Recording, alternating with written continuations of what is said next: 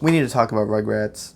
I think it's safe to say that in the entire sphere of TV licensed video games, Nickelodeon has probably had the best track record. Now there are obvious classics like DuckTales and Simpsons Hit and Run, but whenever you look up one of those best licensed games of all time list, when they aren't busy pretending that GoldenEye is a good game, there is a fairly good chance you'll find a Nick game on the list. When it comes to the 6th generation of video game consoles specifically, if you look at what people consider to be the best licensed games of the era, Nick tends to absolutely dominate the charts time after time. The point I'm trying to make is that Nick knew what they were doing when it came to licensed games. Even their worst releases tended to just be mediocre, but they weren't always at that high standard of quality. Long before in the 5th generation of consoles, Nick was the same phony, garbage video game spewing force as every other company at the time. This brings us to Rugrats. Now I'm aware that some of you might not know what this is, but I'll explain it. It was this small underground series that maybe 1 or 2 people watched, and as Gen Z trash, I wouldn't know anything about it. Since as we all know, only 90s kids remember. Alright, jokes aside, Rugrats was a huge, unstoppable smash hit series during the 90s. And obviously when something gets big, that means merchandising is inevitable. And in turn means that video game adaptations were inevitable as well. But unlike a certain yellow sponge, these did not have anywhere near the same amount of care put into them. In fact, Rugrats has some of the worst game output of any franchise I can think of. And as a licensed property, it continued to get the short end of the stick even well into the 6th generation of consoles, when they should have known better. I've already discussed the N64 game based on the 2nd movie, but in that video I mentioned that there exists another Rugrats game on the N64.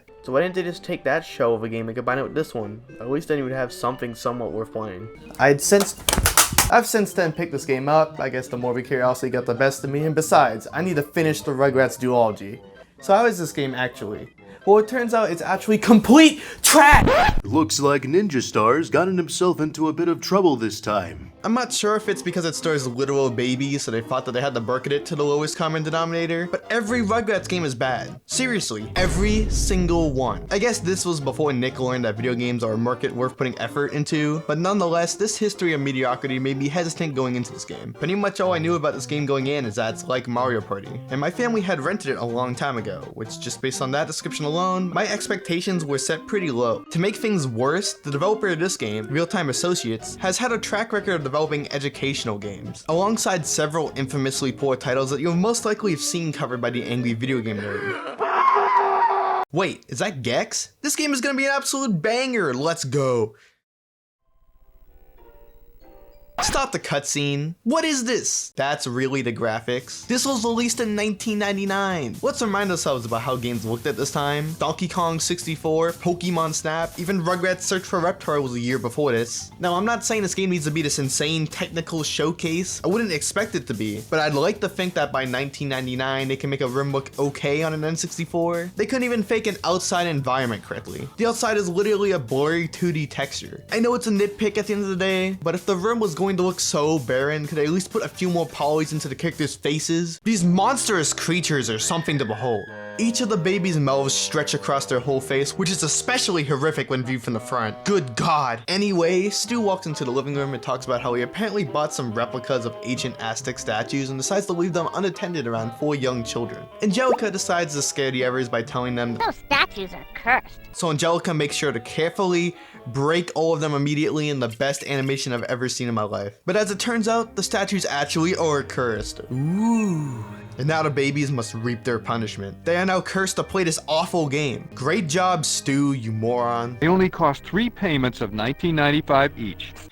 Alright, here we go. As I mentioned previously, this is a Mario Party clone. So as you would expect, this is a board game. But the games have less in common than they might initially appear. Instead of the map being one long interconnected room, they're split up into 4 very small sections, meaning that the map is both smaller than what you would expect, and the layout is about as fleshed out as a map in Super Mario Party. That is barely even the tip of the iceberg of problems with this game. Like for example, the biggest difference that this game has between it and Mario Party. There's no mini games! The entire game is just the board game part. How do you make a game like this, clearly meant for children, and forget the party part of the Mario Party? But I get it, this game wants to be a proper board game. This isn't meant for babies. Well, actually it is. But it doesn't need your party gimmicks. It can stand on its own as a classic and enjoyable board game experience. Who cares that the N64 Pro magazine said that the chances are you'll pass away from terminal dullness? They're just haters. Let's play this great game. It's not a boring game, it's called a board game. Unlike Mario Party, there are 3 different game modes to choose from. I'll talk about about all three, but for now we'll focus on the first one, Angelica's temple. The goal of the mode is to find all of the lost pieces of the statues before Angelica can build a statue exclusive to her. If the babies can build the most statues before Angelica can, then you win the game. So rather than competing against ever players, you have to team up against Angelica, who is a CPU opponent in the level. This might sound like an interesting concept, but since it's a literal 4 versus 1 game, your chances of losing are close to 0%. So the game decides to make up for this by making the process of collecting the pieces as tedious as absolutely possible. Let's start off basic. How do you get the statue pieces in the first place? Well, you want to land on a space that shows a magnifying glass in order to enter a search mode. There are specific searchable objects in the level, and if you select the correct object, then you'll get a statue piece. Now this may sound very straightforward on paper, but as I said before, this game goes out of its way to ruin any fun you might have.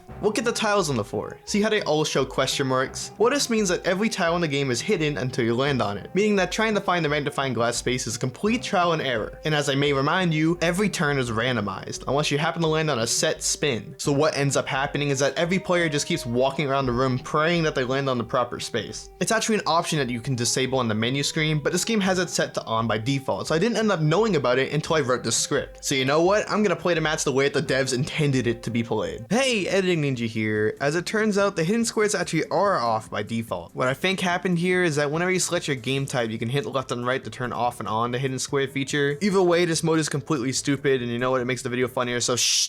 So let's say you get good luck and end up landing on the magnifying glass space. There's a very real chance that you won't get the statue piece, and will instead get an item, or a dust bunny, which is basically the game developers trolling you. So now begins the age-old process of shuffling around the room endlessly, hoping to check every single object in the room before Angelica can. Annoyingly, if she happens to land on the same space as you, she will steal the statue piece that you are currently holding, meaning that you have to waste even more time trying to avoid her if she happens to enter the room you're in. Having to search all 4 rooms for the statue pieces is extremely time-consuming, unfun, draining, and repetitive. It isn't skill-based. It's just challenged at how much patience a human being can possibly have waiting for good RNG. The lack of minigames really starts to become an issue. Any kind of break would have made the game last longer for sure, but at least there would be some variety, something to distract you from the sensory deprivation you'll experience. The game even forces you to watch every single character's turn all the way through, even the non-playable characters, just to waste your time. Seriously, this game hurts to play. No way to skip or speed up the turn in any way, since I guess the match didn't last long enough, so you better hope that the game doesn't screw you over. Another really annoying mechanic that took way too long to realize is that once a room has been fully searched for treasures, the game replaces the search space with another random one, just to further add to how disorienting this game is to play. I spent a good while wondering where the space went just to eventually realize that it doesn't tell you, so you just walk around like an idiot, just to throw a little bit more dirt in the eyes of the player. If you land on a dill space, the whole room's spaces will be randomized, which is great. If you thought it couldn't get any more tedious than that, then well, there is a reason why I haven't mentioned what the other tile types are. There is yet another mechanic in this game, energy. Every time you move a space, your energy will lower by 1. I guess you have to preserve your potential energy or something. I don't know what the thought process was behind this. All it does is decrease my own energy and increase the potential of me trying to get my money back. Once it runs out, you get a cutscene of your character getting put into a crib. Lazy babies. Then on the next turn, you enter a room with a teleporter to each sub-room in the map, with all your energy restored. I guess the crib room could be useful if you need to travel across the very small map quickly, but I feel like planning for that would require a larger amount of luck than just walking over in a few turns. It doesn't help that there is a space that just sends you to this warp room anyway. Having to go through this roundabout system for basically no reason could be so goddamn frustrating, it just makes the already long game even longer. There are ways to earn energy back without going through this whole process. For example, there is a napping space, which I can actually give the devs some credit for. When I recorded footage for this, I was on call with my friend Cardno, and he literally fell asleep from boredom. It's nice to have a mechanic that emulates what playing the actual game is like. The second option that you have is that you can also choose to eat any cookies you have earned, which are basically the coins of this game, in order to regain some lost energy between turns. These mechanics are pointless and a giant waste of time. Using cookies to gain energy is pretty much the only viable way to restore energy without wasting a significant amount of time. So honestly, don't bother doing anything else. You're going to be gaining lots of cookies regardless, since you'll already be running in circles trying to get to the search spaces. It also helps that you can get more if you happen to land on the same space as Grandpa, whose old age is clearly starting to affect him. The poor man can barely manage to walk at 5 FPS. You don't have to feel bad about using cookies in the slightest, since the only other thing you can use them on is the item shop, which the selection isn't particularly good. You can distract Angelica, get a set spin card, or get a set spin card that doesn't use energy, which are slightly useful to ending the match quicker, but considering how hard it is to land on a search spot as is, these are more of a tease than a useful strategy. I think I only landed on the shop space once, once, maybe twice my entire time playing. The items you can get while searching only mildly help too. There is a compass that allows you to move backwards, which is neat but not super useful. You can also get a screwdriver for secret passages, but I did not find a single spot where this is useful. I would imagine it would be used to travel between different rooms, but if you really want a shortcut, there is a secret crib warp zone I mentioned earlier, so this item really feels useless to me. The only item that proves to be helpful is the double search one, which makes the tedious process of getting the statue pieces a little bit more bearable. The only other cool mechanic I can think of is if you land on the same space as Spike, then your turn is doubled, which is actually something that helps the player. See devs, you're actually allowed to make the game fun. No, I don't actually agree with that. Now that you finally endured all of the nearly 40 minutes of suffering, good lord, I wasn't even joking, 40 minutes! What is your reward for beating Angelica? My statue! It wasn't me. It takes baby power to break a curse. Yay!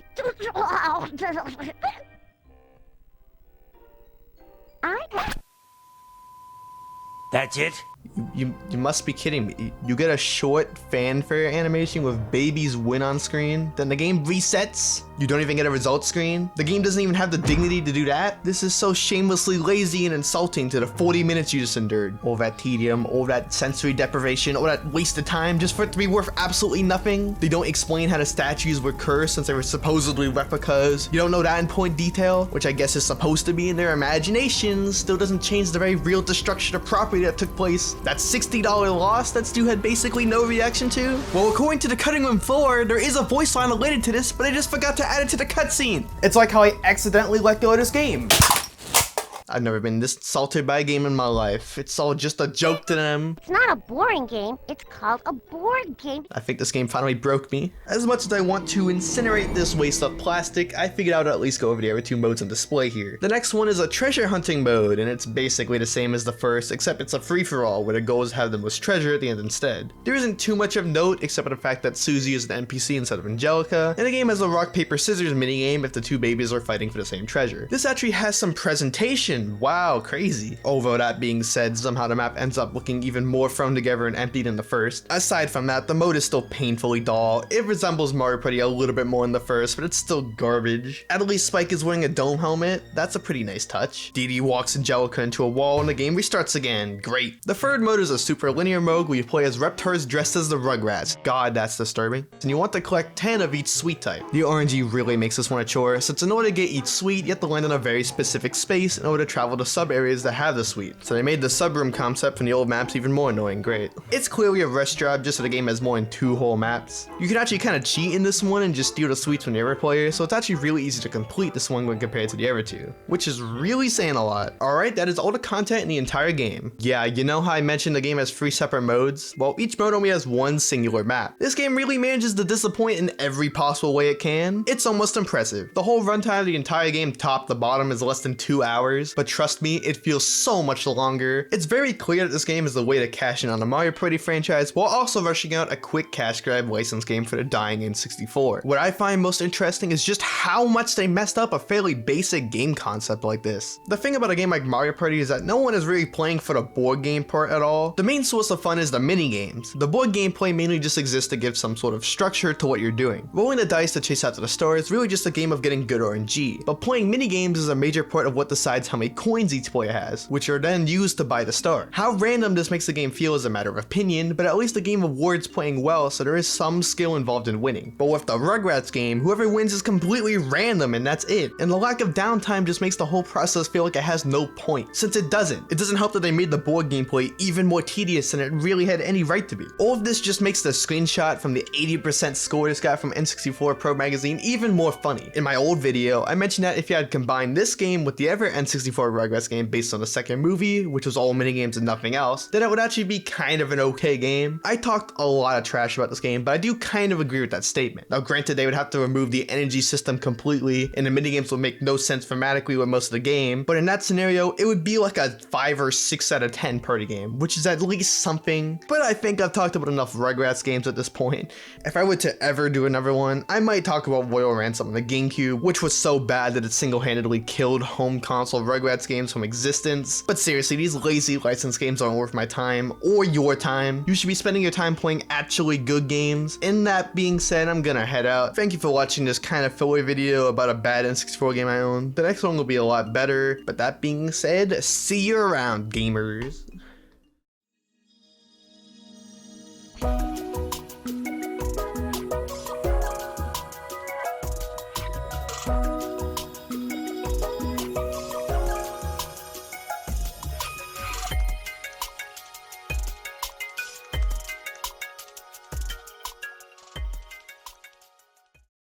Whoo, okay. What game? Ooh, I opened it. Oops, I hope it still works.